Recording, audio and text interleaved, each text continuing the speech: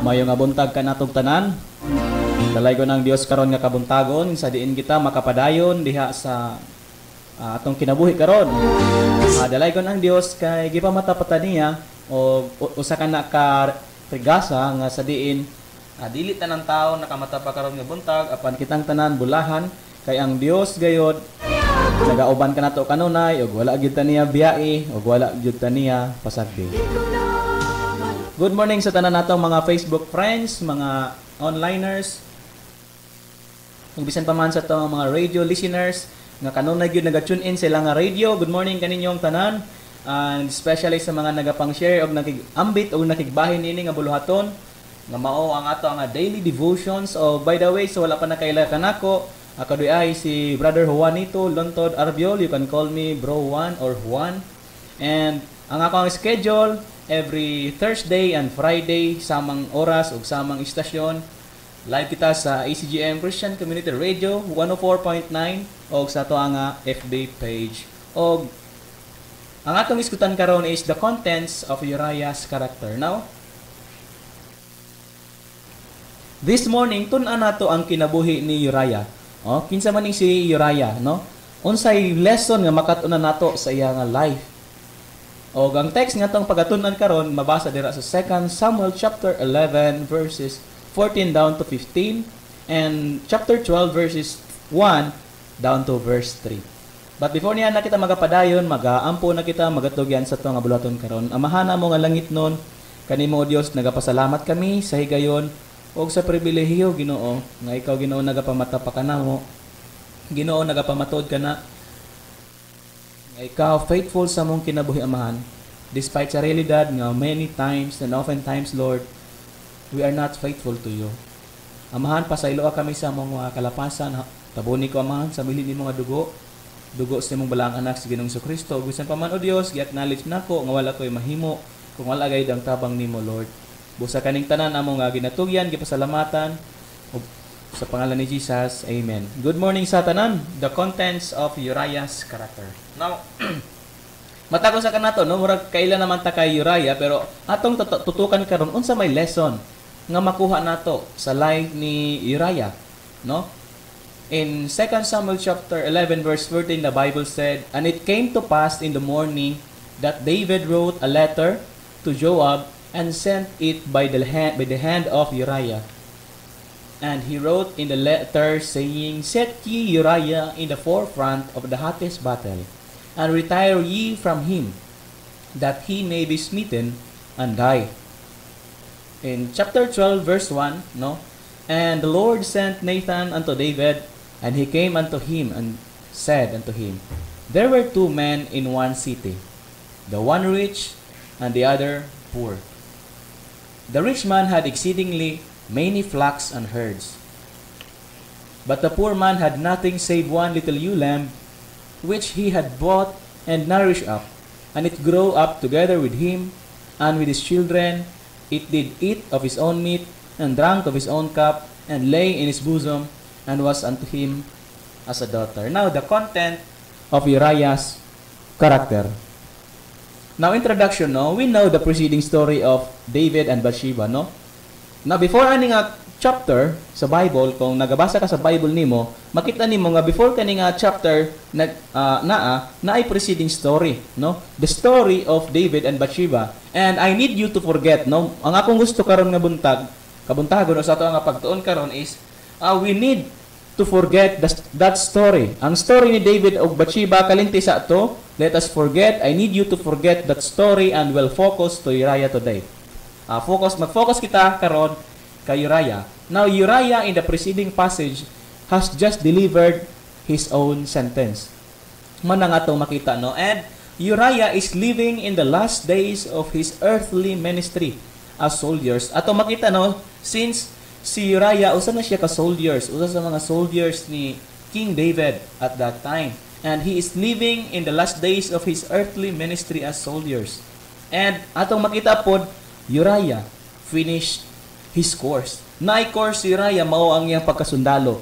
O iyahagid nang nahuman ang iyang trabaho as soldiers. The contents of Uriah's character. Now, dili kita maglangan. Number 1, Uriah was contented with who he has in his life. Akong balikon, Uriah was contented with who he has in his life. Kontento na si Uriah kung kinsa ang naa sa iyang kinabuhi. No? In 2 Samuel chapter 12 verse 1 to 4. Ingon siya dire. And the Lord sent Nathan unto David, and he came unto him and said unto him, There were two men in one city, the one rich and the other poor. The rich man had exceeding many flocks and herds, but the poor man had nothing save one little ewe lamb, which he had bought and nourished up, and it grew up together with him and with his children, and it did eat of his own meat, and drank of his own cup, and lay in his bosom, and was unto him as a daughter. Now, Uriah was contented with who he has in his life. Nag-refer man kato sa life ni Uriah sa description. Now, contents, unsa din yung contents or pagiging kontento? Contents simply or literally means held, contained within limits, hence quiet, not disturbed, having a peace of mind, satisfied so as not to repine or oppose. Now, mo ni ang meaning sa contents, no?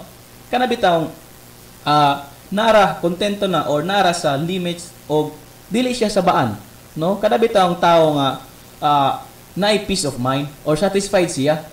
O to the point nga satisfied siya, wala siya ning oppose. Satisfied siya or kaning contentment kana bitang pag naay naging successful for example, no, naa kay nailhan friend ba nimo or igsoon ba nimo, no, and then nakita nimo naging successful kana bitang dili ka disturb, naghihapon kay peace of mind, wala ka nagalong kuan kanang maangkon nimo ang naangkon niya or nga mo na mabuhat kag mga dautan aron maningkamot ka, no, you are disturbed, no. Contentment means you are not disturbed, you have peace of mind. And poor Uriah had nothing save one little ewe lamb. Si kaning pobre nga si Uriah na wa siya mga kuan, dili siya dato ug naa lang siya usa ka kanang gitawag nga one little ewe lamb. Unsa man ning ewe lamb? Kaning ewe lamb kanina ang mao ni ang karnero bitaw nga babae, mao ni siya ang ewe lamb. And our heavenly lamb had everything save one little ewe lamb. Mao na nga tong comparison, no? Now, mao na karon nga tong i-compare ang life ni Uriah ug sa ato apon nga life. Si Uriah na kontento na siya nga naa siya usa ka babae nga karnero. Pero ang atong langitnon nga lamb, he had everything save one little ewe lamb. Uriah bought and nourished up his little ewe lamb. Mao na nga ato makita sa passage, no? Nga si Uriah palit niya ang iyang ewe lamb and iya gyud na siyang ginarish, no? Iyang gipakaon, no? And your lamb bought you and nourishes you. Ang imuha og ako ang lamb, which is the Lord Jesus Christ, nga nagaingon si John the Baptist, no? The Lamb of God who taketh away the sin of the world. Our lamb bought us, gipalit ta sa atong lamb. Mao ni ang kalainan, no? Si Uriah gipalit niya ang iyang lamb o ginarish. Apan ang ato ang lamb, kita ang gipalit sa ato ang lamb o ginarish niya. Amen? Uriah's lamb grow up together with him and with his children. Tama? Makita nato si Uriah, ang iyang lamb nagatubo kauban niya o uban sa iyang mga anak. And in fact, imong tan-awon ang 2 Samuel chapter 12, makita nimo dito nga gitreat ni Uriah ang iyang lamb as his own daughter. But you and your family grow up together with him, with the Lord Jesus Christ, who is the Lamb of God, who taketh away the sin of the world. Now, Uriah's lamb eat of his own meat and drink of his own cup, no? Ang lamb ni Uriah is gipakaon na niya, no? Iya mga pagkaon gina-share niya sa iyang lamb, no? Uriah's lamb eat of his own meat and drink of his own cup, but your lamb, ang ako ang lamb, ang imuhang lamb, sacrifice his own eternal body and blood for you and drank up the cup of the wrath of God that belongs to you and me. Uriah's lamb lay in his bosom and was unto him as a daughter. No mo nang makita nato nga si Uriah kuan niya nga murag iyang anak. No, murag iyang anak ang iyang treat or ang iyang pagtratar sa iyang ewe lamb. But your lamb, the only begotten son, which is in the bosom of the Father, who who have the beloved Apostle John leaning on his bosom in John chapter 13, the same John who wrote, 1 John chapter 3 verse 1, Behold, what manner of love the Father hath bestowed upon us, that we should be called the sons of God. Therefore the world knoweth us not, because it knew Him not. Now, ato makita, si Uriah, ang iyang alam, iya lang nga gitreat as iyang daughter. No? Treat lang, treatment. Pero kita mismo, ingon ang verse 1 John chapter 3 verse 1, what manner of love hath bestowed upon us, that we should be called the sons of God, mga anak sa Dios. The moment nga ikaw higala katong time nga ikaw nagpaubos, naginulsol, o imong gidawat ang Ginoong Hesukristo, imong Dios nga manluluwas, gitawag na kag the sons of God. No, dili lamang kay giisip ka nga sons of God, kundi gihimo jud kang sons of God. Therefore, the world knoweth us not, because it knew Him not. Now, so Christian, man yung lesson. If poor Uriah could live content with nothing save one little ewe lamb, why can't we? No? Sometimes we Christians discontented ta sa mga butang nga gihatag sa Ginoo sa tuwa. Mao nang nagabuhat kita mga dautan nga mga step, dautan nga mga buhat, mga tinguha. Tungod kay dili ta kontento, dili ta matagbaw. No? Pero ato makita kung si Uriah kontento na siya sa iyang lamb. Lipay na kay siya nga naa siya ewe lamb, ngano dili man ta malipay nga naatay lamb, heavenly lamb nga naga-supply sa tuwa, nagahatag sa tuwag strength, nahigugma kanato o gisupply niya ang atong needs, giluwas ta niya gikan sa impierno og mao pagyud ni gipreparahan tag langit, gipreparahan tag balay dito sa langit. But sometimes we are not contented. Why? Kay atong gibutang manggod ang atong affection sa mga butang diri sa kalibutan, instead of setting our affection to the things above. No? Atong gibutang manggod ang atong affection. Pero kung kontento na si Uriah sa iyang lamb, dapat magkontento pud ta nga naatay lamb nga nagpakamatay para sa atua, aron lamang nga kita makauban niya sa iyang gingharian sa langit.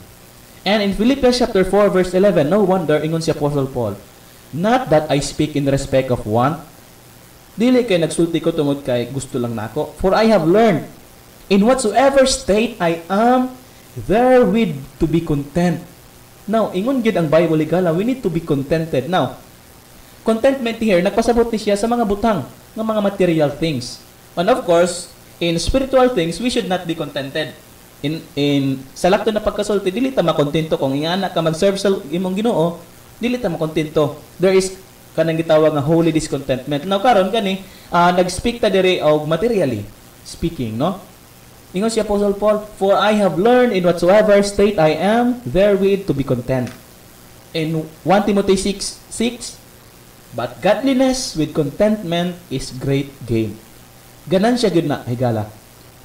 Balikon ako, ingon ang Bible, godliness with contentment is great gain. Gusto kang tinuod nga ganansya, gusto kong tinuod nga ganansya, usa lang ang susi. And that is contentment. Kana bitong imong i-enjoy ang gihatag sa Ginoo sa imuha. Kana bitong ato ang i-enjoy ang Ginoo o ang iyang mga regalo sa tuwa, instead of craving sa mga wala gihalaw sa tuwa, instead na mag-uulta sa mga butang na wala sa Ginoo ihatag sa tuwa, and probably kato nga mga butang makadaot ra pud sa tuwa, mag-enjoy na itong i-enjoy ang mga gihatag sa Ginoo. We need to be contented. And in verse 8, and having food and raiment, let us be therewith content. Enough na nang makakaunta, no? Of course, wako nagpasabot nga dili na pud ta magkuan kanang mag-enjoy something, magkuan ka, magbuhat ka sa imong mga recreational activities, but i-balance nato na siya. Kay nganuman, having food and raiment, let us be therewith content. Let your conversation in Hebrews chapter 13 verse 5 be without covetousness, and be content with such thing as ye have. For he hath said, I will never leave thee, nor forsake thee. Ingon ang pulong sa Dios, itugot na ang inyong pagkinabuhi, walay covetousness. Kana bitang covetousness nga himo jud nga i-covet. Now, ang covet dere, kung imo tan-aw sa original language, no? Ang COVID di ay kana bitang mura siya picture nga naglaway gyud. Mura siya bitaw nga nag-bear nga naglaway na gyud og pagkaon. Grabe na gyud na craving, no? Mao na siya ang covetousness. Ingon ang Bible, let your conversation be without covetousness and be content with such thing as we have. Dapat makontento na ta sa mga butang nga gihatag sa atuwa sa Dios. No, kana bitang malipay ta. Dili ta magmurmur sa mga butang nga wala gihatag sa atuwa. Kay ngano man ingon man gud ang Ginoo, dili ko ikaw biyaan. Dili ko ikaw isalikway. Mao na ingon siya diri, I will never leave thee nor forsake thee. And then to have God, if you have Christ, remember this, you have everything. Let me repeat, igala. If you have Christ, you have everything. Be contented. Nga naman, ato makita gani sa verse 12, Uriah's lamb was stolen from him. Uriah has to leave his beloved lamb. Di ba? Katong nanggigira siya. Kinahanglan nga iya pangbiyaan ang iyang lamb. Nang Uriah died and fought alone away from his lamb. What are the things that are stopping you today from living and dying peacefully and satisfied in the bosom of your lamb? Unsa man nga mga butang ang nakapa-stop sa imuha nga magkinabuhi ug mamatay peacefully and satisfied para no in the bosom of your lamb? Mao na ingon si Apostle Paul, common verse, for to me to live is Christ and to die is gain. No, we need to live our life for our heavenly lamb. And ingon sa psalmist, ingon siya sa Psalm chapter 17 verse 15, as for me, I will behold thy face in the righteousness. I shall be satisfied when I awake with thy likeness. Amen. Kanindot sa ingon sa psalmist, ingon siya, para sa ko I will behold thy face in righteousness. I shall be satisfied. Matagbaw na ko sa imong Lord. Kung magmata ko o sa imong with thy likeness. Mo na ingon siya diri. The contents of Uriah's character, dili lamang Uriah was contented with who he has in his life, but eventually number 2, Uriah was content of who he was in life. Kontento na siya kung kinsa siya sa iyang kinabuhi. Now, in 2 Samuel chapter 11 verse 16, the Bible said, and it came to pass when Joab observed the city that he assigned Uriah unto place where he knew that valiant men were. Now, ato makita, Uriah wasn't concerned with the details, no? Di ba? Katong gibutang siya sa forefront, no? Oh, that he assigned Uriah unto place where he knew that valiant men were. Gi-assign siya sa area nga bitaw kanang naay kuan gyud kanang murag kuan ba? Murag hotspot, no? Murag gyud hotspot nga area. Og atong makita, no? Uriah wasn't concerned with the details. In fact, pwede siya mo reklamo kay official siya, no? Na siya official siya. Pwede siya mo reklamo nga nganong naamang ko dire, no? Pero Uriah wasn't concerned with the details. He wasn't consumed with having to know that was in the letter, no? Dili siya consumed kung unsa ang nasa letter or why he was sent in the forefront of the battle with the toughest enemy. Ano nga ito makita? Wala nagreklamo si Uriah, nganong na ako sa forefront of the battle, nganong na ako sa toughest enemy. He was content as a faithful soldier to simply follow orders. That who Uriah was. Higala, kontento na si Uriah kung kinsa siya. O kabalo ka kung kinsa siya, kung imong tunan. Si Uriah, kontento na siya sa pagiging faithful soldiers. No? Faithful siya nga soldiers nga unsa man. Ning follow lang gyud siya sa orders. Mo na siya si Uriah. Now, in Hebrews chapter 10 verse 23, unsa ni sa atoa, application sa atoa. Let us hold fast the profession of our faith without wavering, for he is faithful that promise. Ingon ang Bible, let us hold fast the profession of our faith without wavering. In 1 Timothy chapter 6 verse 12, fight the good fight of faith, lay hold on eternal life, whereunto thou art called, and has professed a good profession before many witnesses. Mo na ingon sa Bible, fight, ipaglaban, no? And mo nang ganaan ko sa kanta nga we will stand our ground, no? Ingon siya dito, there are things we won't give over. There are things worth fighting for. The book and the blood and the rugged cross. One faith, one way, one Lord. When the world and the flesh and the devil's person and try to tear our stronghold down, we will stand our ground. Kanindot, no? Kung nayo sa kabutang nga dapat nimo ilaban higala or ipaglaban, mo ang Christian faith. Ngano man, we need to fight the good fight of faith. Di pa kamatyan ta sa Ginoo. That's why we need to fight for Christ. We need to stand.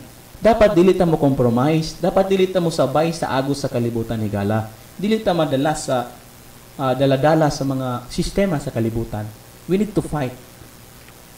In Romans chapter 12 verse 1, morning ingon sa Bible, I beseech you therefore, brethren, by the mercies of God, that ye present your bodies a living sacrifice, holy, acceptable unto God, which is your reasonable service.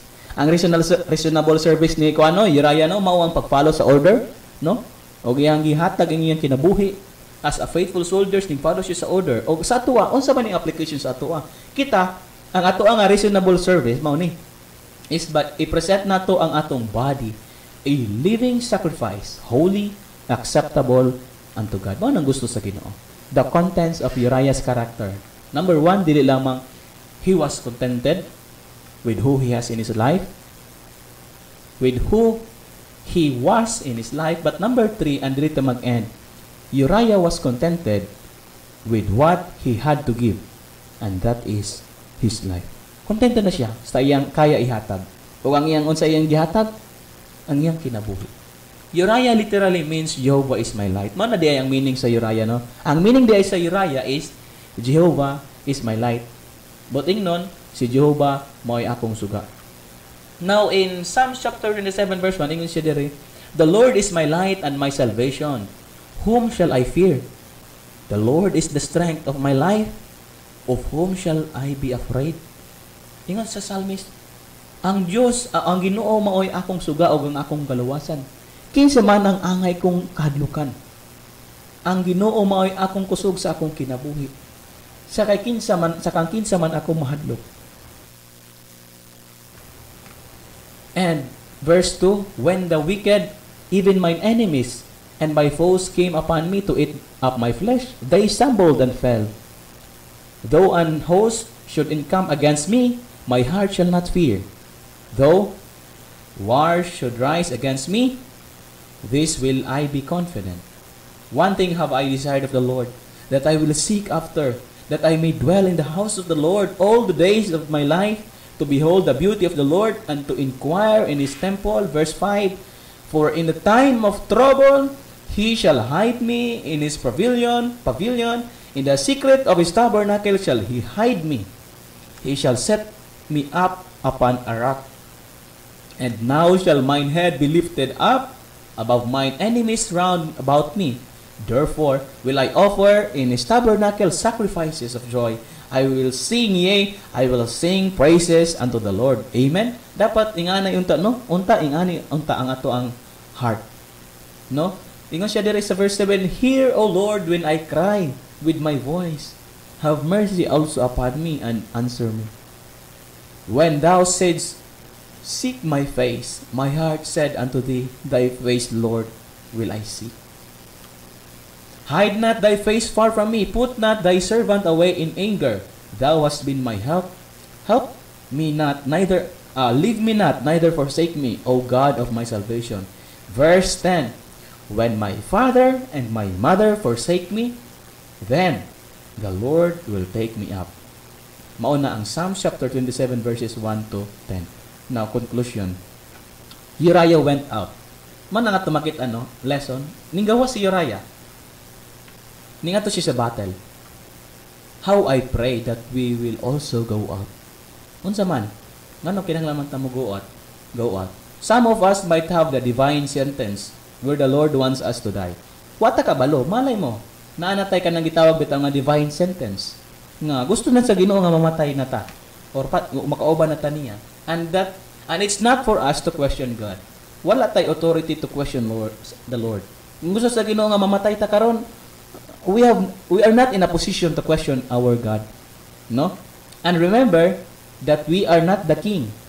We are soldiers. Mo nang atong dimanan nga dili ta amawang hari. That's why what I right nga mag-question sa Ginoo. In fact, si Uriah, wag siya na-question kang King David, nganong diri man ko gibani gubutang? No, nganong diri man ko sa forefront? Nganong diri man ko sa hotspot area? Remember, Uriah was not a king.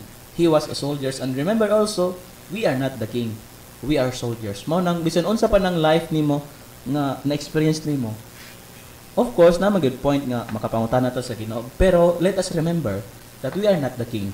We are soldiers. The contents of Uriah's character. Uriah was contented with who he has in his life. Uriah was content of who he was in his life.